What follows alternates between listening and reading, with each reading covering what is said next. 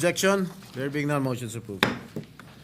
Maraming salamat, Mr. President. Mr. President, I have the honor of nominating Senator Vicente C. Sotto III as Senate President.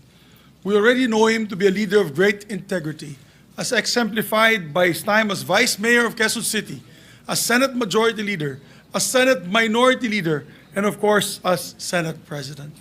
Having had the honor of working alongside him as his Majority Leader during the 17th and 18th Congress, I witnessed firsthand his peerless leadership and work ethic, and I can say with conviction that he has been nothing short of a reliable and trustworthy leader. As Senate President, he always led with fairness and transparency, and he led with an open ear and a decisive hand, ensuring unity and stability in the Senate at all times. Most importantly, he was a traditionalist in the very best sense of the word, consistently upholding the rules and traditions that protected the integrity of the Senate as the nation's last bastion of democracy. With Senator Sotto as Senate President, the Senate is in good hands. Maraming salamat po, Your Honors. Thank you, Senator Zubiri. Majority Leader. Yes, Mr. President, there are no other nominations. Mr. President, I therefore move that we close the period of nomination. So moved, Mr. President. Any objection? There being none, the motion is hereby approved. Mr. President, Senator Ligarda is also seeking the floor. I move that she be recognized, Mr. President. Senator Ligarda is hereby recognized.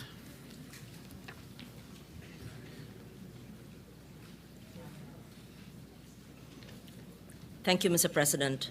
Distinguished colleagues, the Filipino people have always looked to the Senate as a pillar of our democracy. In times of profound challenges, when our citizens yearn for clarity and wisdom, they expect us to steady the ship and steer it with a clear compass towards safer shores.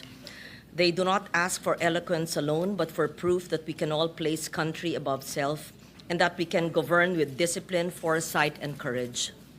Discipline to resist the distractions of partisanship and to keep public service anchored in principle. Foresight to craft laws that anticipate the future rather than merely react to crisis. And the courage to take the difficult but necessary decisions that secure the long-term welfare of our people, even when they come at significant political cost. Let me emphasize, leadership in this chamber is never a solitary duty.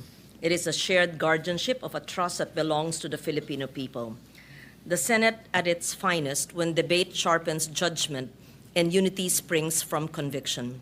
This, I believe, is what Senator Vicente Tito Sotto III embodies and why I rise in support of his nomination as Senate President.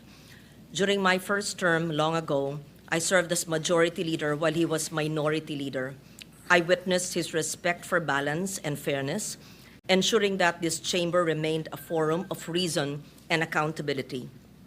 Later, as chair of the Committee on Finance under his Senate presidency, I saw his firm hand in guiding our work, listening to every voice, building consensus, reminding us constantly that governance must yield tangible results for the people. These are qualities tested by time and proven by service. Senator Tito Sotto commands respect through fairness, humility, and his ability to unite diverse voices. For these reasons, I second the nomination of Senator Vicente Sotto III as Senate President. Thank you, Senator Ligarda. Mr. President, move for the previous motion, there being no other nomination. So move, Mr. President. It has been moved by the Majority Leader and seconded by Senator Loren Ligarda that the nomination be closed. Is there any objection? Hearing none, the motion is hereby approved. There being no other nominees for the position, Senator Vicente Sotto, the only nominee for the position of the Senate President, is hereby declared as the newly elected President of the Senate. Mr. President, may I move that we suspend the session to allow the newly elected Senate President to take his oath, Mr. President. Session is hereby suspended.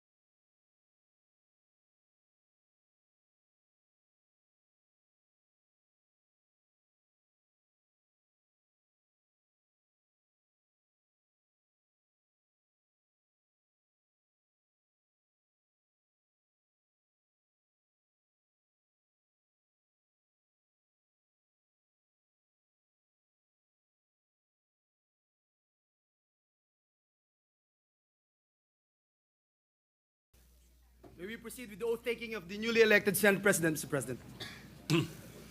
Please raise your right hand and repeat after me.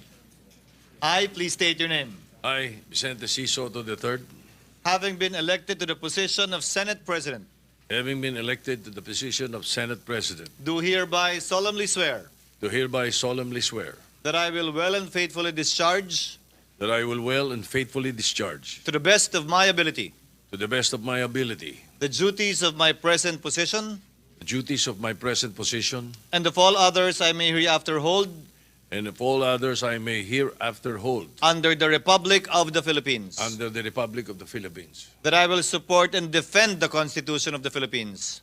that I will support and defend the Constitution of the Philippines, That I will obey the laws, that I will obey the laws, legal orders, legal orders, and decrees promulgated by the duly constituted authorities, and decrees promulgated by the duly constituted authorities, and maintain true faith and allegiance and maintain true faith and allegiance to the Republic of the Philippines. to the Republic of the Philippines, And that I impose this obligation upon myself voluntarily, and that I impose this obligation upon myself voluntarily, without mental reservation without mental reservation or purpose of evasion. or purpose of evasion. So help me God.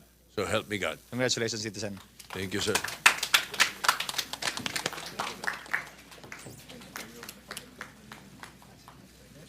May I ask for a minute